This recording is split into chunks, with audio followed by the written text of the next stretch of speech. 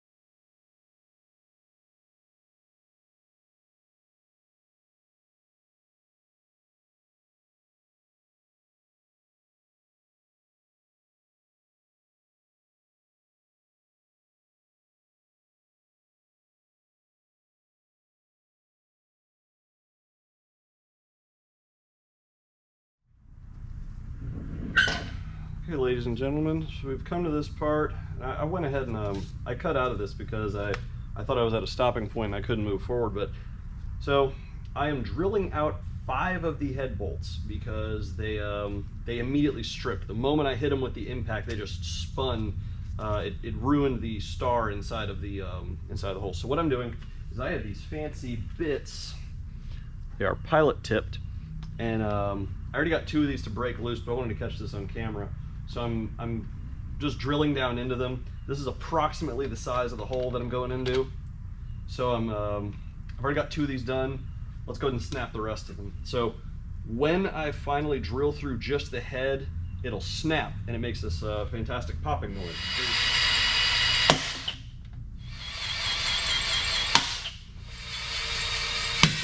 There we go.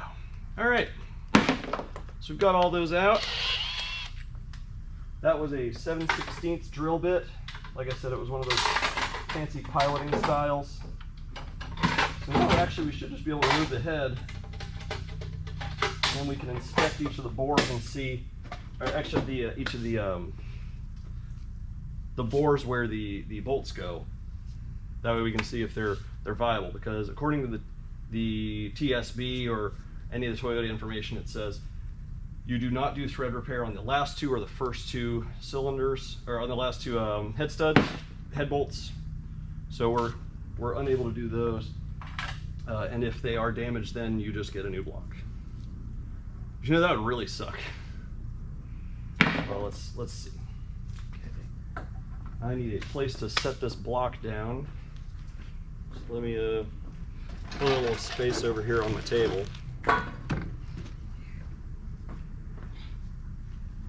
Let's pull the head off.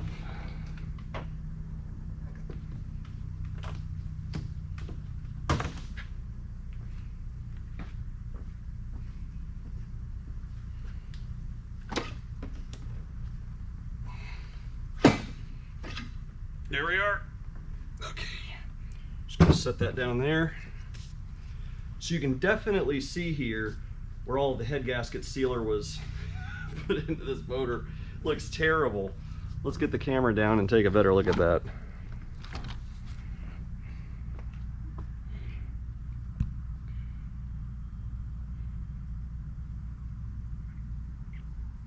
So do not get head gasket sealer. It does not work. It's a waste of your time. So now these guys should come out no problem now. And as long as they still have threads on the first 2 and last 2, we're gonna be okay.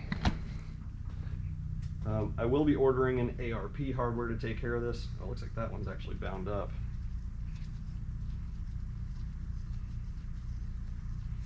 Yeah, I'm gonna do ARP hardware to go with the time certs. That way everything can be really strong. Man, look how long those are supposed to be, huh?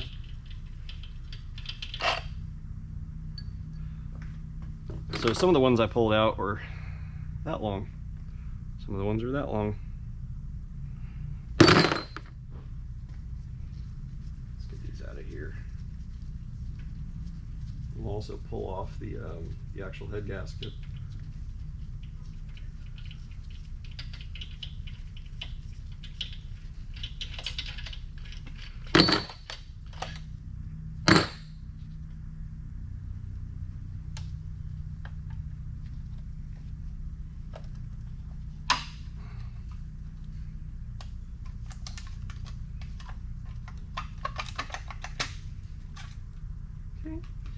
Here's our motor.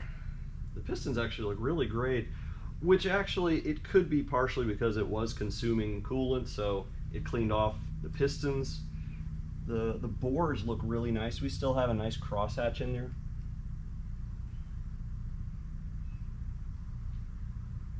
I have a lot of metal shavings down that hole. It's fine. The whole thing's getting tanked anyway. Let's see if I can remove this guy. And also I'm going to want to take a look at the bottom of that head. Grab my pliers. Let's see, how tight is this? Oh good, not tight at all.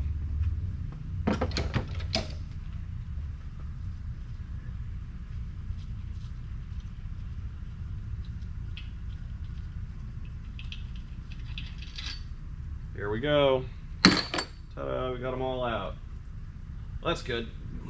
Move that to the side. Let's take a look at this head. How do I want to do this? I made a mess the other day when I tilted it head up, so let's put some towels down before I go making a mess with this one. We're gonna take a nice, tilt this thing over, we're gonna take a nice look at it.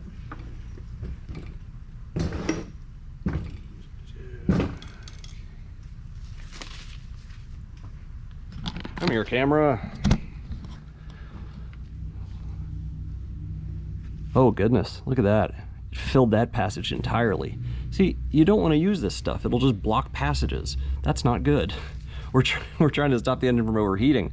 And this is actually doing the exact opposite. It's just blocking up passages. But yeah, this, I would imagine, this cleaner spot on here and that stuff is from it consuming coolant. And it looks like we had our head gasket probably leaking, probably across all of these, as well as down the back of the block, it seems, because on the back of the block, when we pulled the motor, there was all this head gasket sealer coming out of here. So it looks like it was leaking out of this area. So we will need to verify that this hole doesn't have the threads pulled out of it, because once again, these two and these two cannot be repaired. Right off the bat, I can see thread damage in this one. I see thread damage in this one for sure. I can't see anything in that one. But that kind of concludes this portion. I guess tomorrow I'll separate the bottom off and we'll take a look at that too.